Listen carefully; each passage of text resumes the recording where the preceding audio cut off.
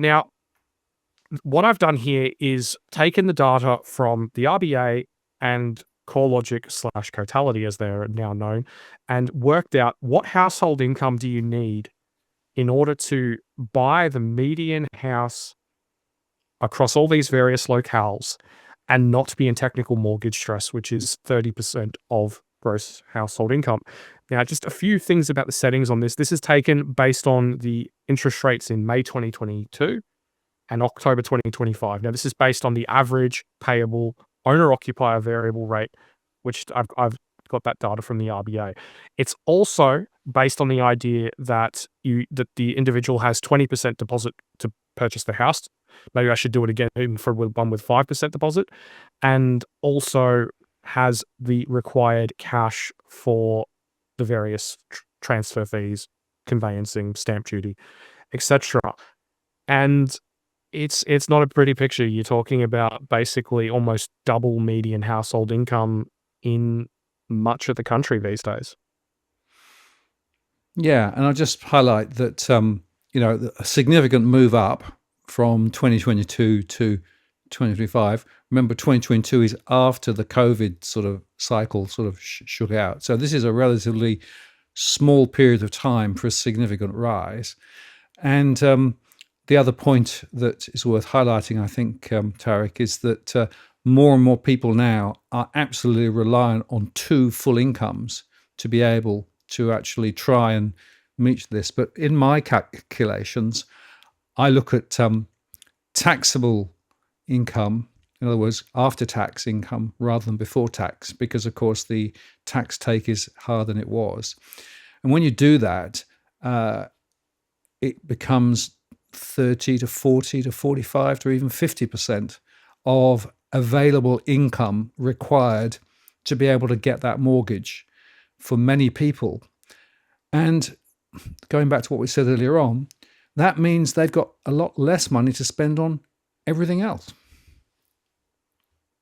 Indeed. And I think it's just worth noting with this is that I haven't actually taken the sort of ideal interest rate on offer in 2022. Now, if you had have gone and tried to get a fixed rate mortgage, one of the cheapy 3-year jobs, either in May or perhaps a little bit earlier, then the figure required would be even lower. So in terms of, and not only that, but the people buying in May 2022, first fixed rate mortgages were still all the rage back then. So in a lot of ways, the actual functional cost has risen even to an even greater degree because of that intervention by the RBA and their little fiddling with the term funding facility. Yes, absolutely. And the interesting observation here is that the banks clearly have to do some calculation on affordability. So what assumption are they now making with regards to their affordability calculations and, the HEM or whatever you want to talk about, to be able to say, yeah, it's fine, you can afford it.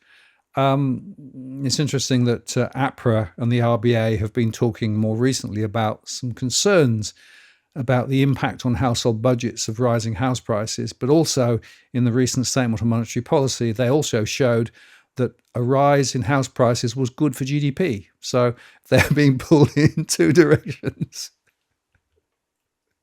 Yeah, I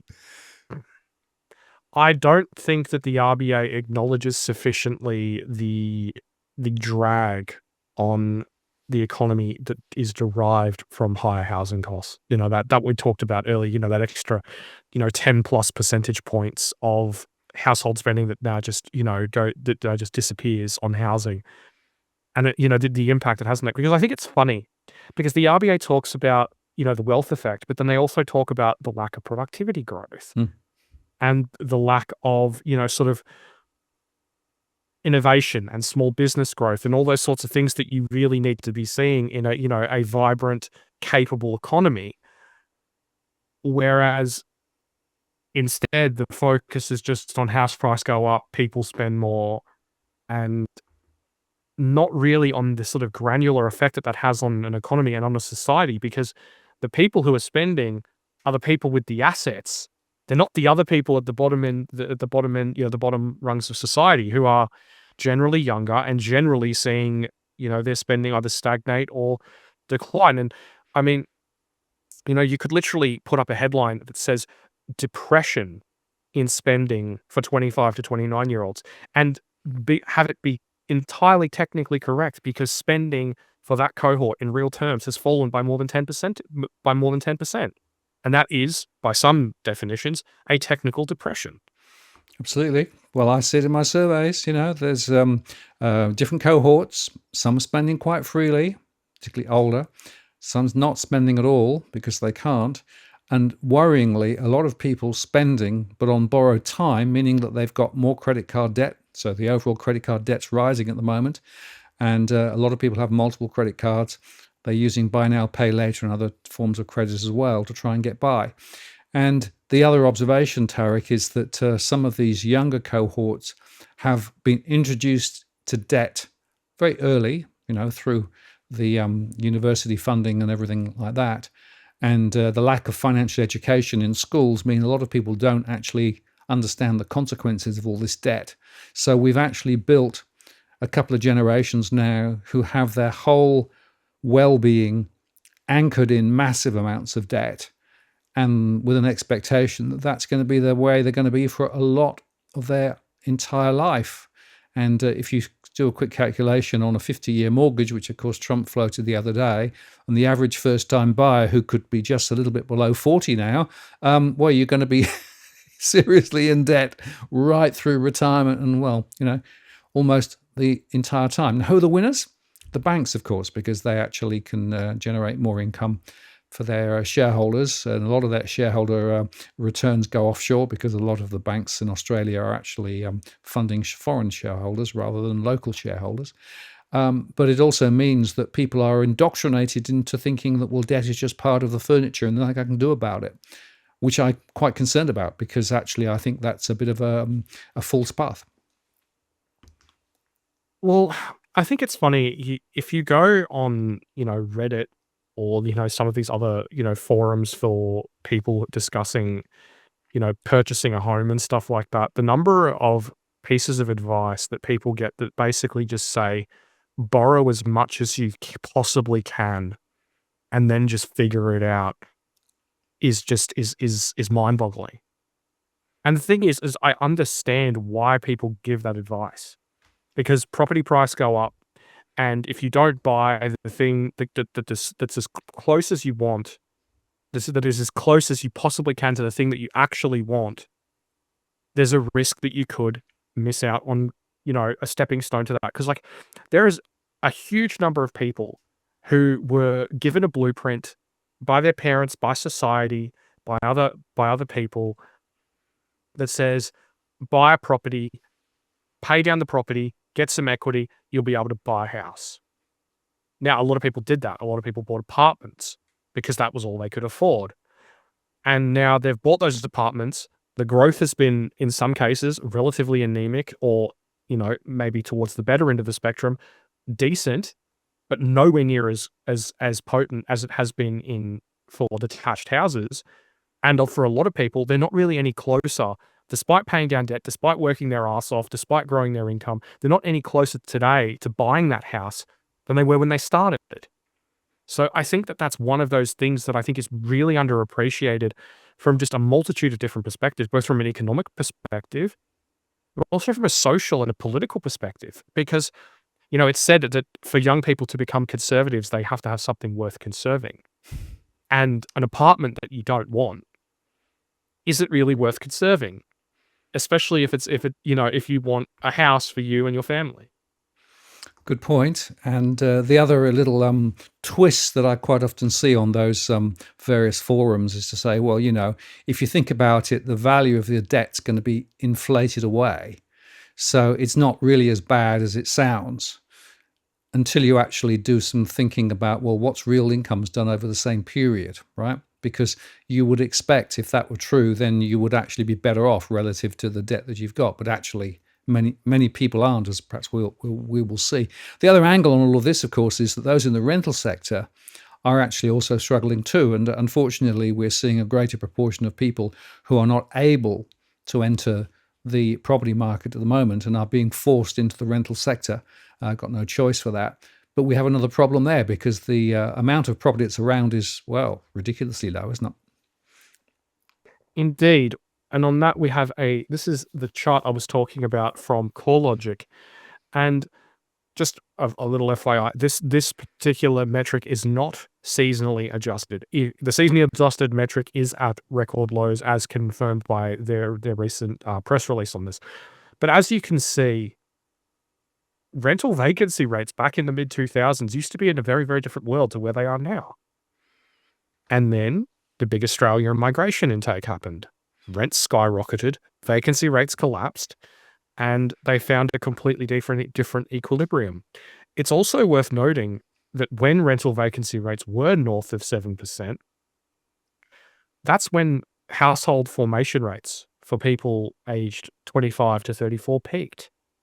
So there's a very real, very visceral reaction within society to rental vacancy rates, to rental affordability, that just echoes throughout the ages.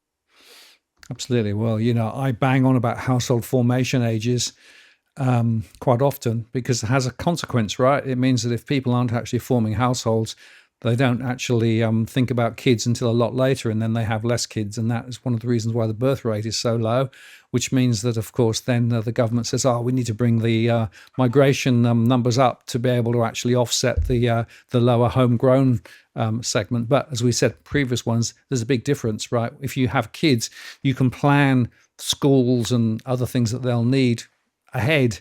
Whereas if you bring a whole bunch of migrants in, you need them yesterday.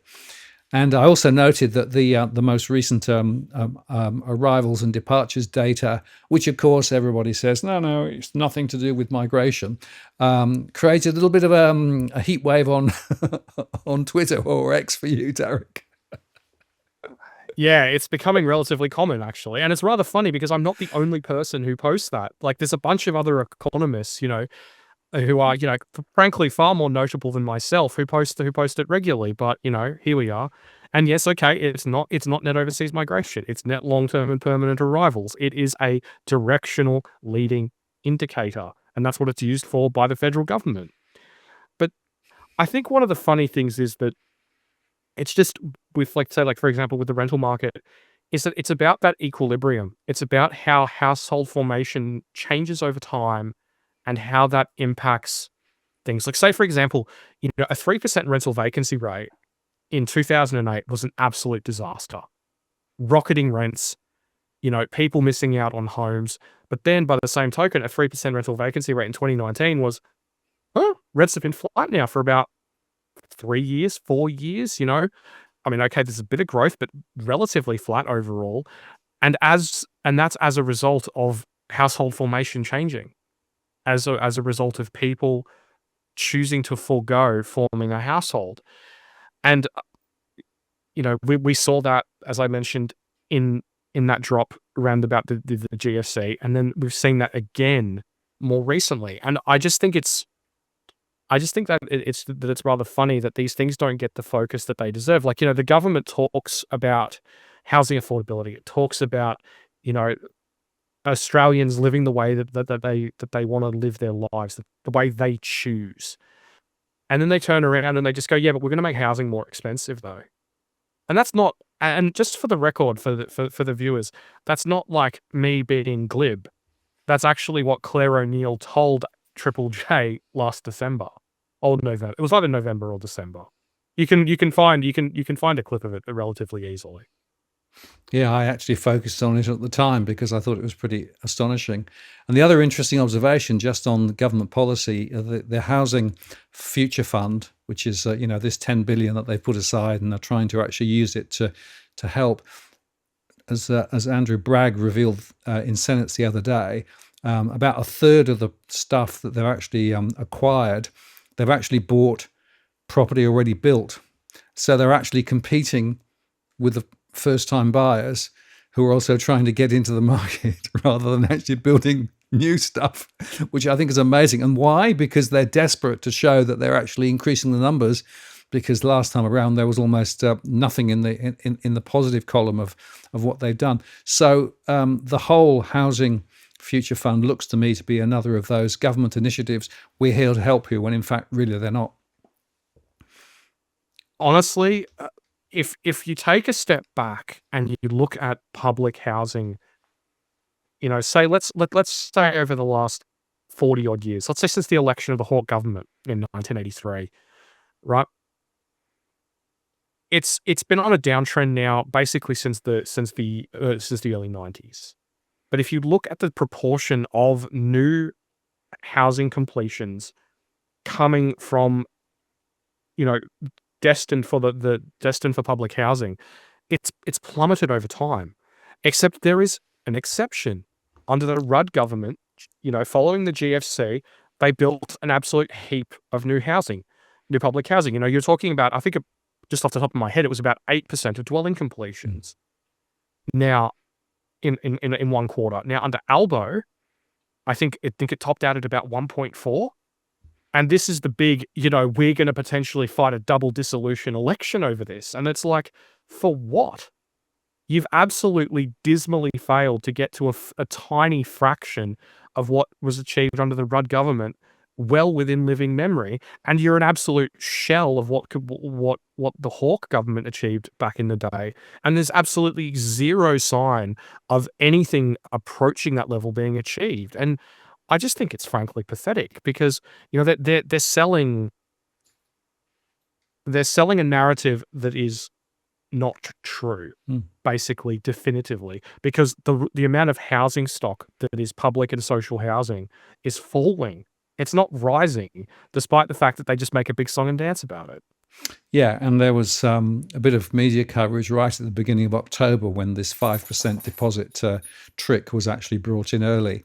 And you may remember the photograph of Albo and O'Neill with a new property owner, pretty much right at the beginning of October, as though somehow magically that change in October had created that opportunity. No, it was a photo op that had been staged.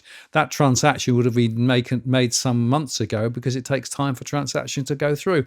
But again, this is all about being seen to be doing things rather than doing things. It's about performance politics rather than real outcomes. And I'm getting pretty tired of all this performance politics and housing, because it just goes on and on and on. Indeed, and I think it was really disappointing to see Claire O'Neill talk about the fact that, oh well, if the coalition was in power, and I paraphrase here, if the coalition was in power, this 140,000 odd people who've purchased homes under the Albanese government through all the various support mechanisms wouldn't have happened.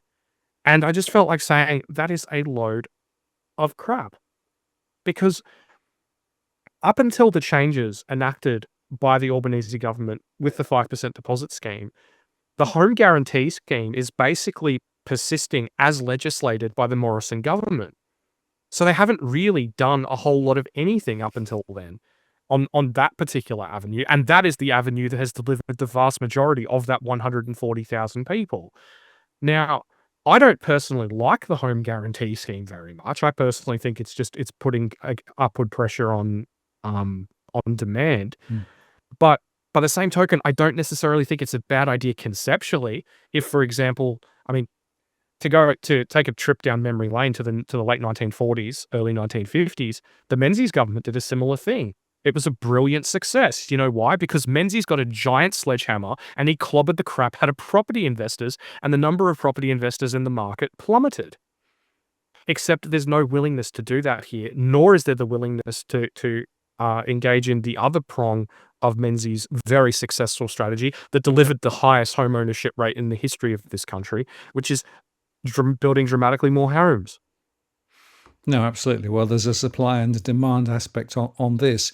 And it's interesting, the Productivity Commission earlier on, when they looked at this, suggested that actually the schemes that were in place were bringing forward purchases for people who would have already been able to purchase, just a little bit delayed. It wasn't actually tackling the fundamental structural issue of housing unaffordability for those who really need the help. So it's not even, the spotlight isn't even turning on the right sort of segment of the population, in my view.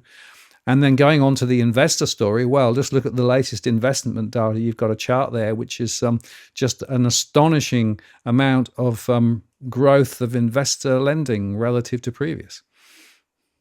Indeed. Now, this we'll sort of do this as a little bit of a dual chart show here, and what this is from a 2003 paper from the Federal Treasury, and it shows the number of new mortgages flowing to property investors as a proportion of total housing finance. Now, it's worth noting that historically, between around about the 1960s and the mid 1990s, the proportion of homes of occupied dwelling stock owned by property investors hovered in a very tight range around about 18% of overall occupied dwelling stock. So you would expect for, obviously investors come and go from the market. So you would expect an equilibrium point for that to be somewhere, you know, somewhere in that sort of ballpark. But as you can see from this chart, the meteoric rise of of property investors really kicked off after the 1990s recession, and it continued higher and higher and higher and higher until it was over 40% of new mortgages. Now, it dropped back after that, but as you'll see in the next chart, which charts it from the time of the election of the Albanese government, it has undergone a striking resurgence, and according to the current ABS dataset, which admittedly only goes back to 2019, it's now at record highs, both in dollar value terms and in terms of the proportion of actual loans written. And currently, 40% of new mortgage credit is flowing to property investors, which indicates rather clearly that the investor share of housing is growing and growing significantly, which means the share held by regular Australian owner occupiers is in all likelihood falling. Right, and two observations there. It's very interesting when you look at which property investors are buying more properties. Predominantly, it's property investors with multiple properties already. Plus, there's a small proportion of prospective first-time buyers who aren't able to buy a first-time buyer property because they can't find anything. So they're using it as a proxy to try and actually create a bit of wealth to be able to buy later. So that's where the sort of the two growth areas are. And of the two, it's the first that's by far the biggest. The second observation is that APRA, about a month, 6 weeks ago, warned the banks about the growth in investment lending and was saying, we might have to do something. Michelle Bullock, in the interview recently, or in the press conference recently, mentioned it as a potential risk. And in the Statement of Monetary Policy, it's also mentioned there. So the question is now, will the regulators push back again? In the past couple of decades, once it got into the sort of the 40 plus, APRA did actually intervene and push the limits a bit differently. But of course, there are only guidelines, and banks still have a freedom to make their own economic and policy decisions. So it's not really a very strong incentive to dial it back. Well, I just think it's funny, like I watched a recording of this interview with Anthony Albanese from 2019 when he appeared. I believe it was either on Sunrise or Today. It was on morning breakfast television, and he talked about the need for affordable housing, about the need for for housing prices to be more accessible to young people. The vitalness of it for society. Which is not an uncommon thing. I mean, that's something that goes back to Chifley and Menzies, immediately post-war. But it's just funny that Anthony Albanese, if you just purely go by the data, has become the property investor's best friend. You've seen, people say, oh, well, no, it would be Scott Morrison. It would be Tony, it'd be somebody else. But it's Anthony Albanese who has delivered the highest level of investor credit growth in aggregate on a monthly annualized basis in a decade. since 2015. And, I mean, that was a great chart by, Shane Oliver from AMP. And, meanwhile, record numbers of investors buying properties. And how does that in any way help the cause of labor? The traditional cause of labor, which is, of home ownership, of a stake in society, of all these different things that, people like Chifley and Whitlam used to talk about. And Albo's like, no, property price go up, investor printer go brr.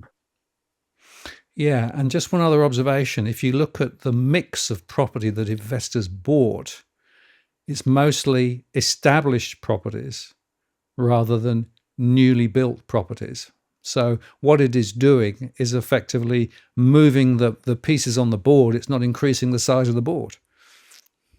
No, and that's a really big issue. And I think that's one of the things that people need to understand about how investors have evolved over time. If you go back to the sort of the start of some of the ABS data sets, which I was lucky enough to receive from someone in academia, if you go back to say the mid 1980s, the sort of between the 1983 recession and the 1990s recession, and there was a point there where over 60% of new investor loans were to build new homes. As of the latest data, investors purchased only about 17% of their loans were to build new homes. The rest was on existing properties, according to the ABS. So, people say, "Oh, but investors play this role," and it's like, yes, they did, and some still do, to their credit. And generally speaking, to those people, kudos to them. Great job, you are performing a service for the nation. But for those who aren't, like you said, we're just shuffling pieces on the board. One other factor to bear in mind, the data on lending for housing credit is only from the Australian banks. One of the things that's missing in all of this is that there are some people who are actually getting funding from overseas sources, overseas banks included, and including from a number of Asian areas. That is not included in these numbers, and that's something else which, again, is missing from the analysis. Indeed, it is. I mean, PECs are the sort of, what would you call them? The conveyancing facilitator, shall we say? Um, their data showed that about 1 in 4 properties in Australia was bought without a mortgage, at least without a mortgage that as you say, that's counted in the data. So that raises some rather interesting questions. Like, is that be it just, people who are owner occupiers buying, or is it tilted to a more significant degree towards property investors, and people with sources of capital outside Australia? All of which are questions I think that are worth answering, but all are questions that are not getting the investigation that they perhaps deserve. No, nobody wants to talk about it. Now, talking about something else that people don't want to talk about, let's look at some of the voting trends, right? Because this is fascinating, and particularly looking at millennials. Indeed. Now, these numbers here are from the ANU election study, which they do every election cycle, and it's actually very, very interesting stuff. Unfortunately, from what I've seen, it isn't actually publicly released yet, but it has been released to the ABC, which is where that chart on the left is from. Now, I think one of the most fascinating things about that chart is it shows that that the coalition was surprisingly popular with millennial voters for quite some time, all the way up till the 2016 election. But since then, things have gone from bad to worse to even worse again, to the point where now they're at a point where where at the last election, they're pretty much on par with the Greens for Gen Y voters, and that they were actually fell behind independents and other third parties. Meanwhile, Labor has performed relatively strongly. So in that, the coalition have got a problem. And I think that the chart on the right there, which I made based on one of the final news polls before the election back in May, shows, I think, one of the major reasons why. Because people in Gen Y were raised, and I speak as, very much from my own perspective on this as a member of this generation, but we were raised on this idea that the coalition was pro-home ownership. That if you worked hard, you got your head down, you did what you had to do, You saved a 20% deposit, you'd be able to buy a house. And, you would be rewarded for your hard work. And a lot of people are finding that that frankly isn't true. And instead, they're stuck renting. And as the chart shows on the right there, renters favor Labor over the coalition by almost 2-1. So in a lot of ways, the coalition has committed electoral demographic suicide. And it's rather funny as well because you look at some of these areas that they've lost, these former blue ribbon seats. You see that the increased densification, you see the increased, activity of, property investors buying up these single family homes, turning them into apartment complexes, townhouse complexes, generally in a lot of cases for renters. And then all these renters move in and hey presto, it's a electoral demographic blow to the coalition because these renters are significantly more likely to vote Labor. So nice work, idiots. Now, the interesting question is, on the most recent data, is Labor now also being hit because they're not really delivering on the promises that they made post the previous, before the election? I don't know about that, but certainly some of the stuff I'm seeing in my surveys is that those under rental stress are basically saying both sides of governments haven't got our back. It doesn't matter, makes no difference because they're both the same. We haven't really seen that in the data. I mean, not in the ANU data anyway, with you look at Gen Z, you look at Gen Y, Labor hasn't really been punished on that in the way that one might expect. But in more recent times, we have seen a greater level of resurgence for third parties, for independents, for, in particular, One Nation, amongst a relatively increasing cross-section of the population. The question from here is, can One Nation and other, upstart third parties, can they capitalize on that in the way that other third parties have around the world? Say, for example, the Reform Party in the UK, can they build a stronger, more cohesive party that's actually going to be able to more meaningfully challenge the coalition for, its stance on the right? Or even can another third party from the left come about who will challenge the Greens? Because that's what we've seen, for example, in Germany, where the Greens have been challenged and hit quite hard by the rise of left-wing populism. Yeah, well, I think the chances of fragmentation ahead are quite significant. And if you actually want to try and root it into a fundamental issue, the real wages question, to me, is actually the key to understanding why people are actually feeling so dischuffed with what's going on. And this chart here really brings it home, doesn't it? It does indeed. Now, I definitely have to give a shout out to Greg Jericho, who did the legwork on this chart and put the numbers together. And what it shows is real wages across time balanced to 100 in the first quarter of 2020. Now, the red is how things have transpired, and the dotted line in the black is the RBA's forecasts. Now, basically, this shows that the RBA is expecting 2 recessions in real wages, one starting in 2026 and another in 2027. And basically that we're going nowhere fast for quite some time to come.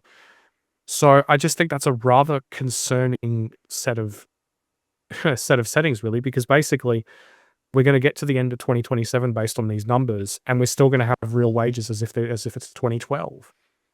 And I just think as well, it's just worth noting that these gains in real terms that some people are seeing, they're not evenly spread. Some people are doing, as you mentioned, very well, but then there are other people who are still very much falling behind. Yeah, and I will just add that, of course, this is wages. So this is a particular category of income. The thing that's missing off this is the income from investments. And what you discover if you started then doing some cohort analysis is that there are some people, particularly more affluent people and older people, have done really well in terms of income from other sources, not from wages. And I'd also make the point that if you look at relative taxation of other types of investments is more generous than wages. Well, it's interesting you should mention that because there was a study done on that recently. I forget exactly who it was by. Perhaps you might remember, but basically it showed that once you allow for the impact of taxation, it's got to the point now where a lot of retirees are better off than younger any cohorts. I believe it was either the 29 to 30, 34, or 34 to 39 cohort. Mm. I think the older cohorts, the 40s, the 50s, are still generally speaking doing better, but the younger ones, the under 40s, were falling behind in terms of actual disposable income. Because if you're someone who's got a bunch of super, or you've got a bunch of investments and you've got the right tax structures for them, then then as a retiree, you can make it so that that your actual taxable income is actually fairly negligible. Absolutely, yes, and it's not rocket science to do that. And of course, a lot of people have had a bit of advice and a bit of help to structure it appropriately to maximize their post-tax outcome in later life.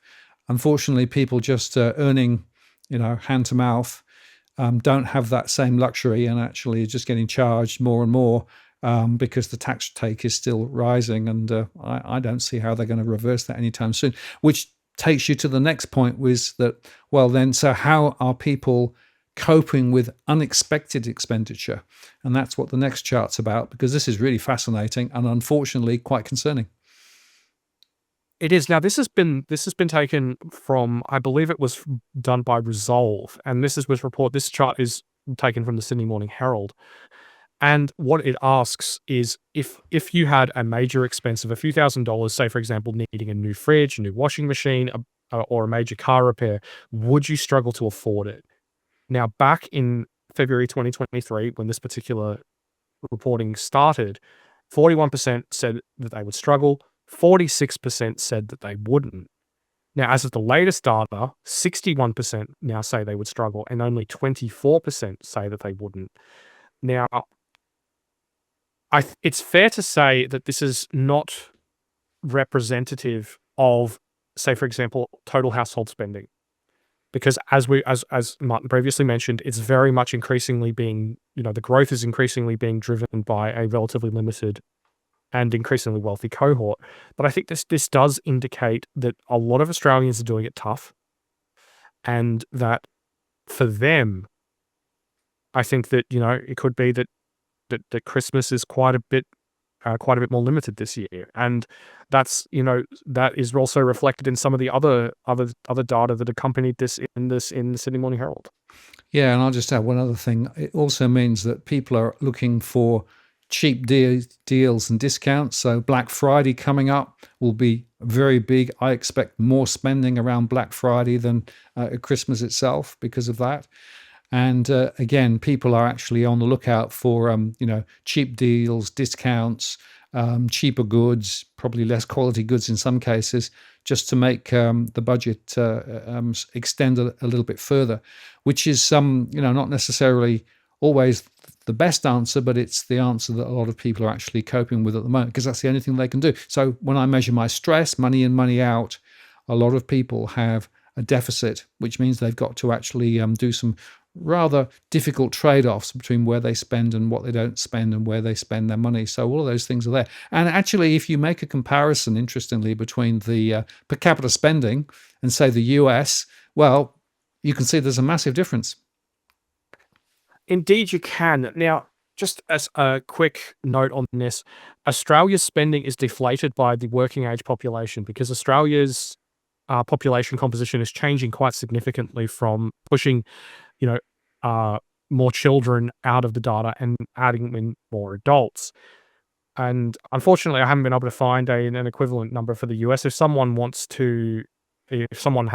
have that data, which is the working age population is people age 15 and over. And if anyone has a data set for that, just let me know in the comments below. I'd be very glad to talk to you about that. But anyway, what this shows is per capita spending from the end of 2018 until the present. Now, as you can see there, for the US, it has, with the exception of the pandemic, it has continued to trend upwards relatively strongly and relatively well.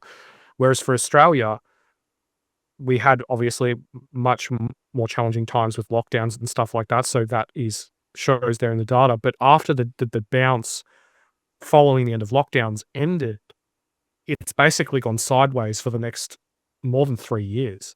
So we're really going nowhere fast in that regard. So yeah, it's not a pretty picture, unfortunately.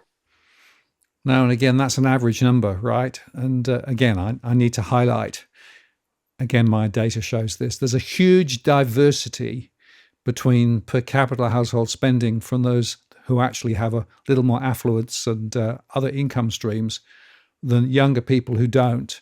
And in fact, there's a bifurcation that's getting worse. So real spending amongst some of those cohorts that are under financial pressure are continuing to go backwards in the situation where the costs of real goods are rising.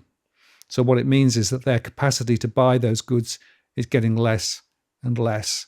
And Chalmers is sort of talking about income growth. Well, post-tax and post everything else, households, particularly in those less affluent groups, younger groups, have less capacity to spend now than they did a few years ago. And unfortunately, the trends look as though that's going to continue into the future. So there's no, way out. There's no sudden change in trajectory.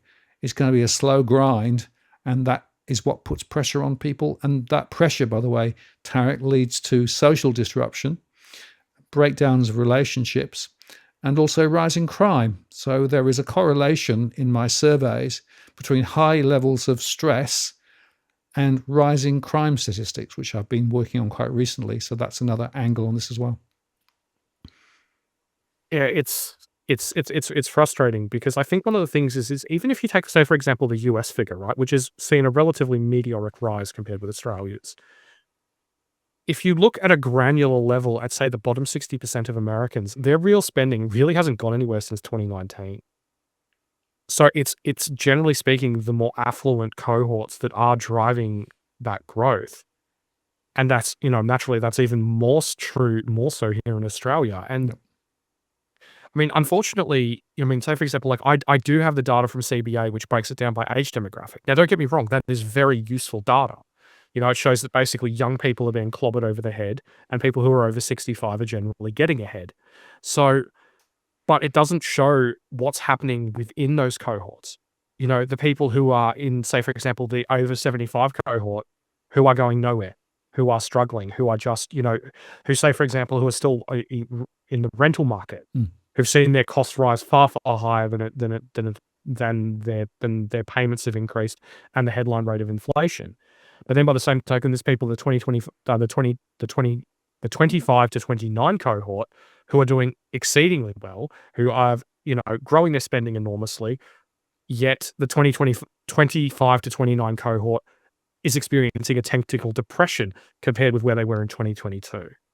So we really, really need more data to not be flying blind on this, and we need timely data, not something that's, from Hilda from, a couple of years ago. We need something that's granular in the now, and this is something that the government could be working with the banks with to put together tomorrow.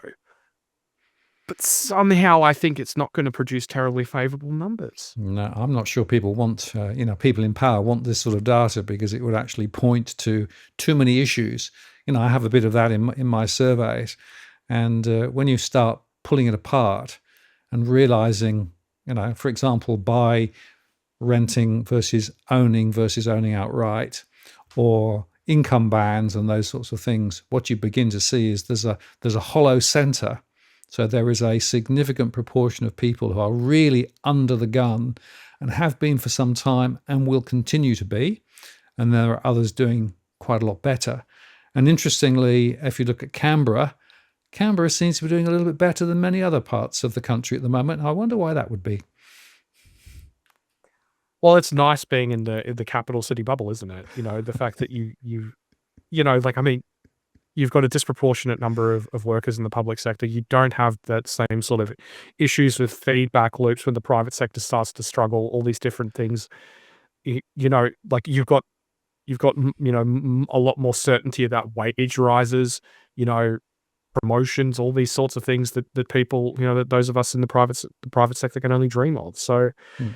I mean, it's not really altogether surprising. Plus, of course, you have stronger rental controls in Canberra too, which is another little observation. Last thought. I know this is a really, really. How much does it cost for a kid? Yeah, this is a good one because recently Anthony Albanese started talking about the concept of universal childcare. This is something that The Guardian called basically his legacy project, something that he's going to be remembered for. And one of the problems with federal childcare subsidies is that they have been undergoing an absolutely meteoric rise. Now, what I've done is I've gone through all the various reports from the Department of Education since the end of 2019, and I've charted the growth in the average cost of the childcare subsidy per child in care. And as you can see, it is more than 3 times the rate of inflation. So I'm concerned that Albo's plan for universal childcare, which could potentially, some people have speculated, could take the guise of a capped $10 a day fee payable by the parents, and then the rest will be paid by the government. I'm concerned that this could basically end up a rerun of the NDIS, whereby something that is well-intentioned and intended to help ends up being an expensive boondoggle. Because frankly, the growth in the childcare subsidy per child is already looking rather NDIS-like, to be completely frank. Very important point there, and I understand it's important to provide appropriate help to parents, particularly to oil the wheels, because having a kid is blooming expensive. And interesting, in the UK, there's a big debate at the moment because at the moment there is some support for the first kid and the second kid, but no more.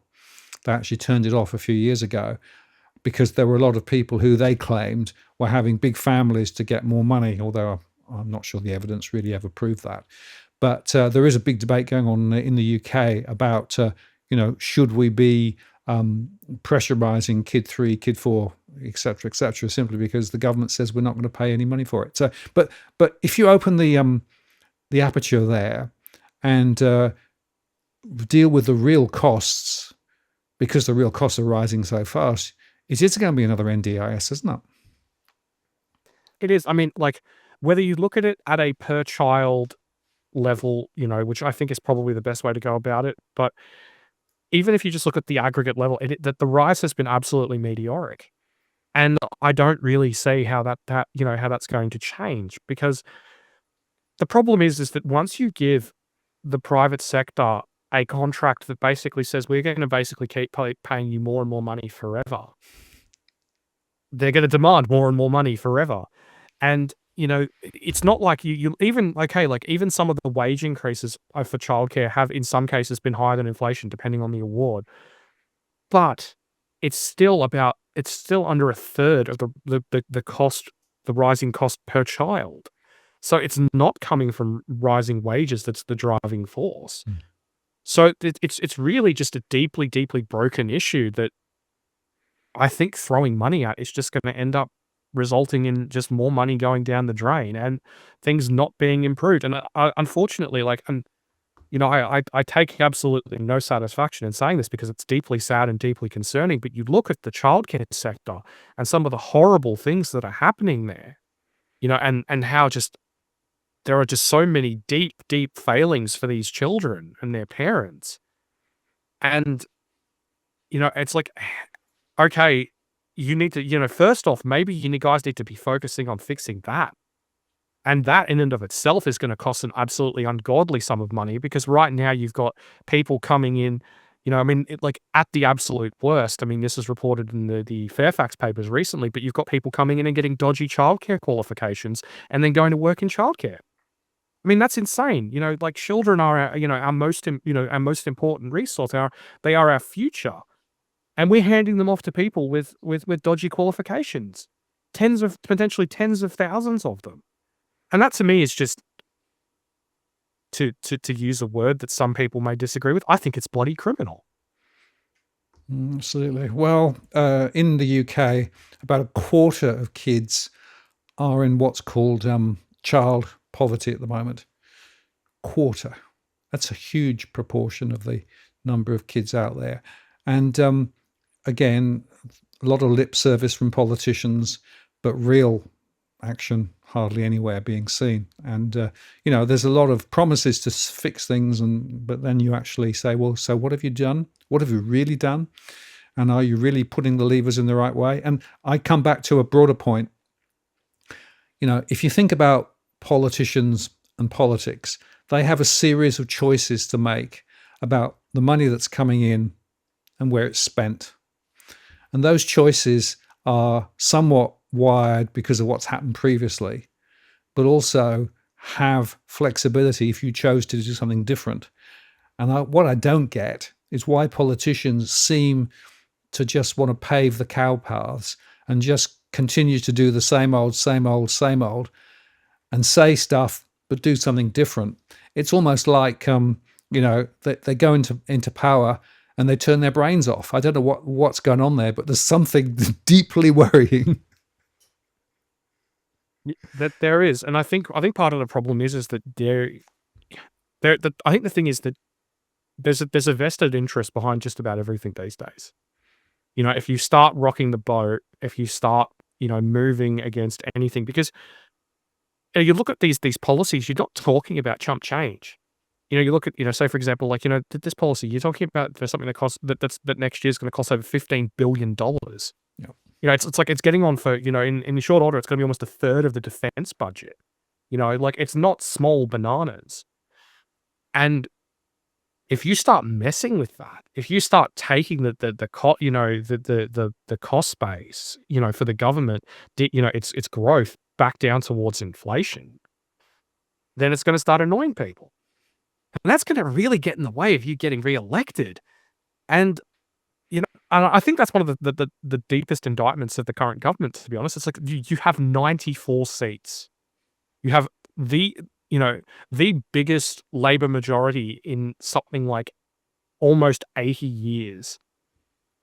And what's your big play? What what are you going to spend that political capital on? Are you going to do anything with it? Like Labor has come up with all these various different policies over the years of things that they want to change, things that they want to reform, things that they want to fix. And okay, go for it. Crack on. The floor is yours, because there's never, ever going to be a better time than now. Spot on. But unfortunately, we prefer the keep our head down, don't rock the boat too much. We'll just do a little bit here and there. And, we'll float things like productivity. Remember the productivity discussion from 2 or 3 months ago? Well, that went somewhere, didn't it? Yeah, well, I mean, and that's the thing, though. If they don't rock the boat, there is entirely the possibility that Australia ends up becoming a single-party state solely due to the incompetence of the coalition. I mean, and Labor, and Albanese just talks about, basically Labor being, his desire for Labor to be in power for the foreseeable future. I mean, I get that. He's a Labor Prime Minister. You kind of expect that, but it's just like that could happen if the incompetence continues. And the thing is that the coalition need to face off and defeat their demons and their vested interests just as much as Labor does. In fact, for them, it's downright existential. The government can do bugger all, and electoral demographics favor them. Oh, well, we made some more renters. Oh, well, they'll vote for us. They won't vote for the coalition. Whereas for the coalition, if things keep going the way they're going, they're going to be like the Tories in the UK. They're going to become an endangered species. Absolutely. Tarek, been a very interesting conversation as always. And, I come back to a simple observation. Until we actually get real political focus down at the granular level, and we have data that supports us understanding, and the media more broadly understanding what's really going on down at the ground level, we're going to continue to be gaslit by politicians who say one thing and do another. And there's no check or balance in the process at the moment. And unfortunately, Australia's going to be the poorer because of it. Indeed. Now, just a quick message. If there is a billionaire out there who wants to have a Renaissance-style patronage relationship and build this data network, let Martin know. We'd love to work with you. Absolutely. We already have quite a lot of data and a lot of sources, right? As with all of these things, a bit of extra investment would make a huge difference to what we could do and the insights we could bring, because there's nobody else who's doing the sort of granular analysis that we're doing and trying to get under the hood and understand what's really going on. Why? Because we want to understand. Whereas I suspect that some of the other top-down analysts prefer not to. They prefer to average, and they prefer to say, on the whole, everything's looking pretty good. Well, that is not going to really cut the mustard as we go into the next couple of years, in my view. Well, there you go. Jeff, Elon, if you can help us out, hit Martin up. Derek, great. Thank you very much. Look forward to the next one. Take care. You too, mate. Have a good one. Cheers.